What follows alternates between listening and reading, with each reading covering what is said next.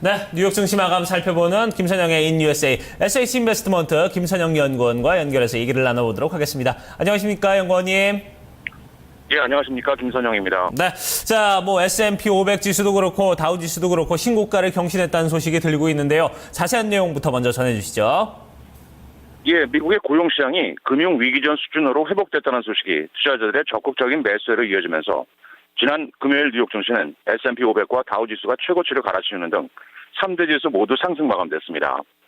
연방노동부에 따르면 지난 5월 미국 내 비농업 부분 취업자 수가 전달보다 21만 7천 명이 늘어나 시장 전망치를 상회했고 실업률은 전달과 같은 6.3%를 기록한 것으로 나타났는데요.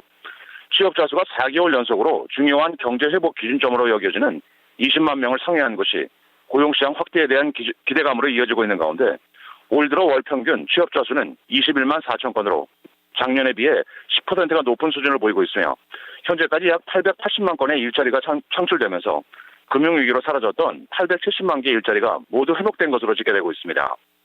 업종별로는 금융업과 소매, 항공, 운송, 반도체, 주택건설 등이 상승한 반면 카지노, 바이오, 통신, 태양광 등은 하락했으며 10년 만기 국채금리는 전일보다 소폭 하락한 2.597%의 거래를 마감했습니다.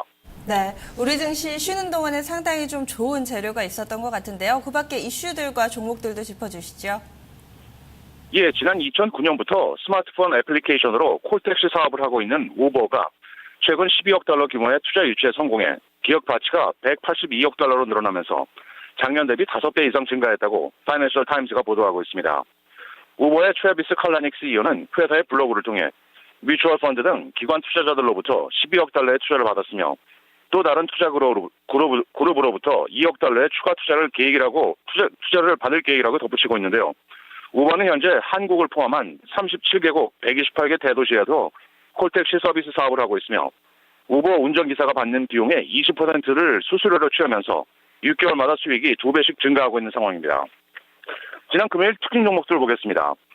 억만장자 기업 사냥꾼인 칼 아이칸이 9.5%의 지분 공시를 했다는 소식에 할인 소매업체 패밀리달러의 주가가 시간 외 거래에서 10%가 넘는 급등세를 보였습니다.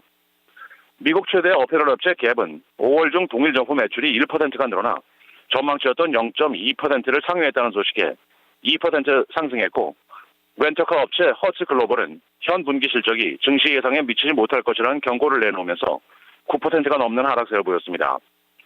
중국 기반 IT 업체 치타 모바일은 증권사 JP모간이 목표가를 대폭 높이는 등 매수 추천하는 데 따라 22%의 폭등세를 보였고 의류 판매 업체 퀵실버는 CEO를 비롯한 회사 경영진들이 최근 대규모의 자사주 매입을 했다는 소식을 공시하면서 9.9%의 상승세를 나타냈습니다. 네, 지금, 이제 오늘 밤이죠. 이제 IMF의 크리스틴 라가르드 총재 연설도 발표가 된다고 지금 얘기가 나오고 있는데 그 밖에 좀 경제지표와 각종 일정들 좀 알려주시죠.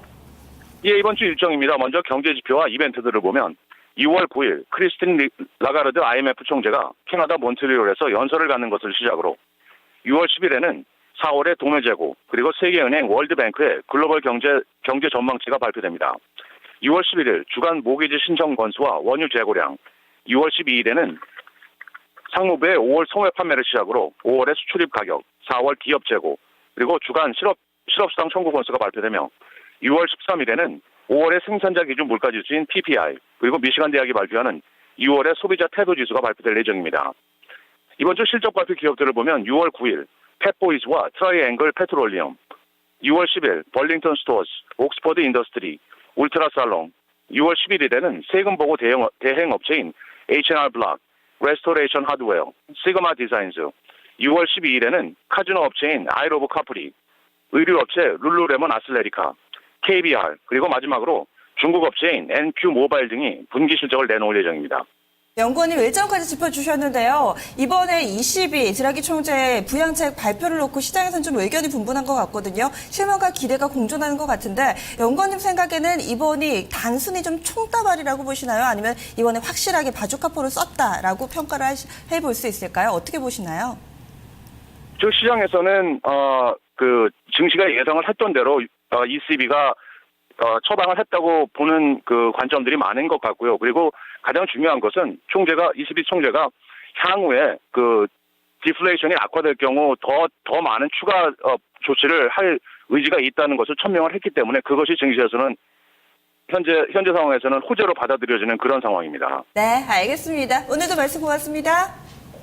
예, 고맙습니다. 네, 쉬는 동안에 22쪽에서 추가 부양책이 발표가 됐습니다. 이로 인해서 미국 증시 상당히 긍정적인 흐름을 나타냈고요. S&P 500 그리고 다우존스 산업평균지수 신고가 썼습니다. 이렇게 되면 이번 주에 다우존스 산업평균지수 17,000선 그리고 S&P 500 지수 2,000시대로 접어들 수 있을 것이다라는 긍정적인 기대를 안고 이번 주 출발하게 됐습니다. 네.